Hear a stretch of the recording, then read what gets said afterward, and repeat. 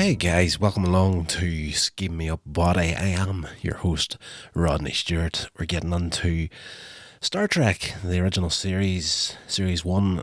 This episode is This Side of Paradise. Fantastic episode. And whenever I was going through the series again, it was one of these ones that popped up. And I kind of recalled it a little bit in my mind from the past, and I kind of thought to myself, now this isn't one of the stronger episodes in the series, but having watched it again this morning, I absolutely adore this episode. It is so good. Yes, episode 24, and it was taken from, I'm trying to recall where I had seen that at. The title's taken from Tierra Tahiti by Rupert Brooke, and a novel, The Side of Paradise by F. Scott Fitzgerald. So, so it must have been. I read that online somewhere, and I just looked that up there now. So, yes, it must have been inspired by this novel from 1920. So, the Enterprise is ordered to a Federation colony on Omicron Ceti 3. There is a party of scientists that have been trapped there for over 3 years now. The thing about this is the planet is bathed in Berthold rays, form radiation that humans can't survive for longer than a week. These colonists arrived 3 years previously. So the big mystery here, the Enterprise turns up to see what happened, and the landing party goes down. They're expecting not to find anybody alive, obviously because of this radiation. But when they get down there, the colonists are alive and well, thriving, and they're all strangely happy. And the mystery gets deeper and deeper for Kirk and his landing party. The leader, Sandoval, welcomes them, explains that they only lost communications originally due to equipment failure. Also, in this group of scientists is a woman called Leela Kilome. She's a botanist, and there's a history between her and Spock. She met him 6 years before this, and she had fallen in love with him, but of course he was unable to return her love because of who he is. He's a Vulcan, very logical and whatnot, and he didn't want to get tangled up in that. The landing party notices the complete lack of animal life on the planet, including livestock that was originally brought to the colony by the scientists whenever they came to the planet, and not even insect life. It's just the people and nothing else, really. During the medical exams, Dr. McCoy finds no sign of disease or injury in any of them. Even the leader Sandoval, who had an appendectomy and now has a healthy appendix after it had been taken out. So, they're not just in good health, they're actually starting to regrow organs that shouldn't be there due to, getting them taken out in operations and whatnot. Kirk nonetheless insists that the colonists be evacuated due to the Berthold rays over Sandoval's objections. Kilome offers to show Spock how the colonists have survived, and she takes him to this field of strange flowers. These flowers expel spores that cover Spock, and after which he professes his love for Kilome. The spores of these plants, that's why it's called This Side of Paradise. Anybody that gets affected by these spores are just completely, like a complete upper. There's no downside to anything. They're just content. They're happy. They don't want to leave after these spores, take over them. So he professes his love for her straight away after not seeing her for 6 years.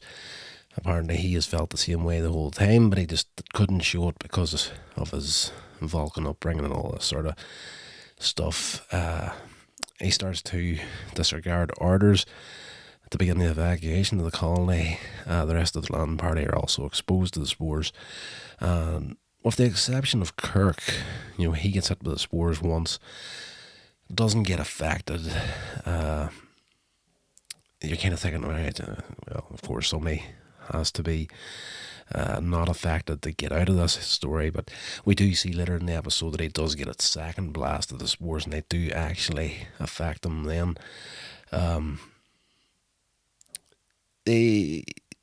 Kirk returns to the ship while the rest of the crew, under the influence of the spore plants that have been brought on board, beam down to the planet. Like full on mutiny at this point.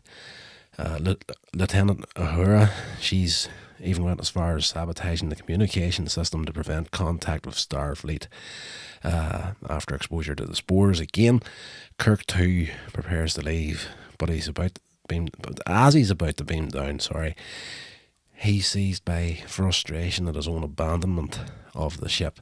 That's what I love about the original series of Star Trek. The Enterprise, like even the Next Generation, the Enterprise is as much a character as any of the actual living people on the show, and that's why it was so devastating to the fans whenever they blew the Enterprise up in Star Trek 3. But yes, he gets frustrated at the thought of leaving the ship, gets angry, and the effect of the spores disappears. Kirk surmises that violent emotions destroy them, so Kirk then lures Spock back to the Enterprise and uses, let's just say, derogatory racial remarks to goad him into attacking them. I chuckled a few times during this sequence because Star Trek is set in that future where, everyone works for the good of the human race and that and whatnot. And the insults that Kirk has thrown at Spock is the sort of thing that you're thinking to yourself, this guy doesn't throw insults about too much. So some of it is pretty funny. But yes, he's trying to be, like that derogatory racial sort of thing against the Vulcans, but it's been done in a tasteful way too at the same time. Spock is about to bludgeon Kirk with a stool. He loses his head completely, goes for Kirk. They start fighting, just as he lifts this stool to finish Kirk off, he notices that the spores no longer influence him, and he's back to his old self. They come up with the idea of, Spock says, Kirk explains that these spores have the effect of, happiness and up, and, there's no down anything. It would take strong negative emotions to counteract them. And, Spock's like, well, you can't really pick a fight with like 500 crew and everybody else down there. That would just be silly. Little comedy moment where they come up with the idea of using something across the intercom system. We'll call down the communicators, we'll put this sound through it that will have the effect of like really getting people angry at it. Like, Kirk describes it as like somebody pouring itching powder on them, sort of thing. So they come up with the idea as they're about to head off. Spock, he gets a little bit, he doesn't, like, he's very much Starfleet, and he's very much goes by the rules, and he starts to get guilty because he attacked Captain Kirk, and he stops in his tracks and he says, attacking a fellow officer is a court-martial offence. And Kirk says to him, well, if we're both in the brig, who's going to set up this idea? And, little bits of comedy they got there, very, very subtle throughout the episode. But what I have come to expect from the original 60 series of Star Trek, I absolutely love that sort of humour and the way that it's dealt out, and the chemistry between the actors is phenomenal. While they're setting up what's going to happen Clomey, she gets in contact with Spock via Dr. McCoy's communicator, and she's like, I miss you, Spock, I hope everything's okay, sort of thing. Spock decides that he's going to let her beam up to the Enterprise, and she gets there and breaks the bad news to her, essentially, that the spores no longer affect him, and he can't feel the way that he feels about her, more or less. Breaks her heart on the spot, and through that, the spores lose their effect on her as well. And she's like, I hope it's okay that I can still say that I love you, sort of thing. And she hugs onto him, but this time he doesn't hug back. Great emotional moments for the character of Spock in this episode. Kirk and Spock induce the similar effect on the planet below by broadcasting an irritating subsonic frequency to the crew's communicators, provoking fights among the colonists and the crew of the Enterprise on the surface of the planet. Dr. McCoy, you're always guaranteed to get a laugh out of him in one way or another throughout the episodes. One that really cracked me up was whenever the leader of this party, Sandoval, comes walking across, and McCoy, he's like fully in the whole paradise headspace of these spores. He's sitting against a tree with a drink, and Sandoval comes over and he's like, I'm just wondering what sort of a job we can get for you here now. And McCoy's like, what do you mean job? As far as he's concerned, he's happy and content, and all he wants to do is sit against this tree. Last thing he wants to do is do any work. And because of the effects that the spores have on the people and the healing effects of it, Sandoval tells him that, well, we don't need you as a doctor anymore. And McCoy gets up and he's like, you don't need a doctor. You want to see how quickly I can put you in a hospital? So I chuckled a hell of a lot at that. Great characters, McCoy. So they get into a fight as well, and everyone gets angry. The spores lose their effect. Everybody's cleansed of the spores, and Sandoval agrees to the evacuation at the end of the episode. And as they leave orbit with the colonists with them, Kirk asks Spock about his experiences on the planet, and Spock replies in his logical way, I have little to say about it, Captain, except that for the first time in my life I was happy. Great ending to the episode, and a great line from him whenever he's his usual Vulcan self, because it's not like Spock to give much away as far as emotions go at the best of times, and at the fact at the end of this episode he's not under the influence of the spores, yet he's able to say, except for the first time in my life I was happy, was nice. It was very good. So I'm just going to look up some of the reviews that this got as far as reception goes. Zach Hanlon of the AV Club gave the episode an A rating, describing it as intriguingly ambiguous episode, and he praised its sense of humour. In 2015, Sci-Fi ranked this episode as one of the top 10 essential Star Trek episodes of the series. In 2016 again, Sci-Fi ranked guest star Jill Ireland's performance as Lila as the 15th best guest star in the original series. 2016, Empire ranked this as the 24th best out of the top 50 episodes of all the 700 plus Star Trek television episodes. Me and my words aren't working too well tonight.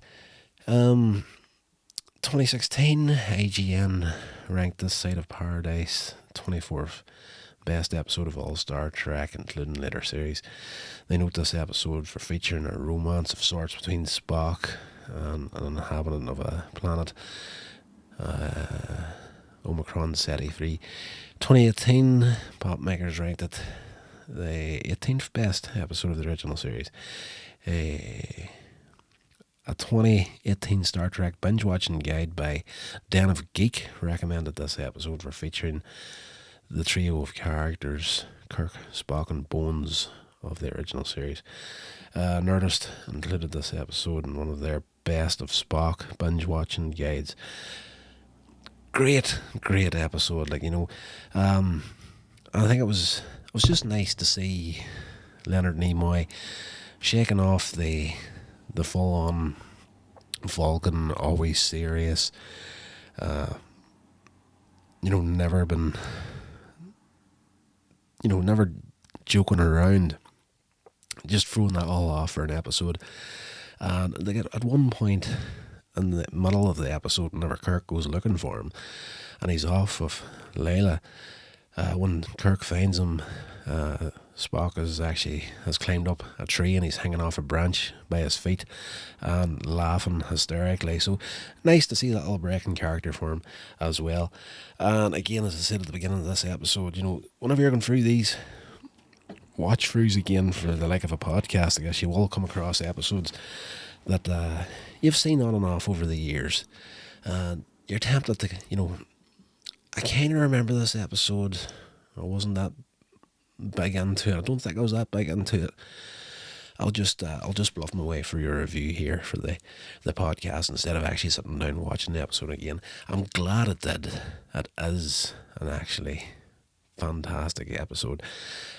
Not much in the way of, when you're watching a Star Trek episode, part of you is kind of hoping for a little battle in space with the Klingons or Romulans or something like that there, and you have some of those visual effects and the go of two ships clashing with each other. You don't get that in this episode, but you do get a good character-driven story, and I appreciated it in this one. Absolutely fantastic.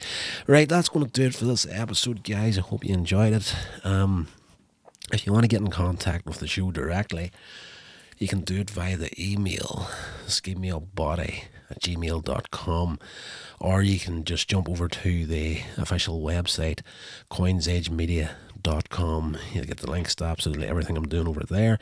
And I think that's just about it. So, until the next episode, whatever you're doing, stay safe, and I'll talk to you all later. This has been a production of Coins Age Media. Thank you so much for listening.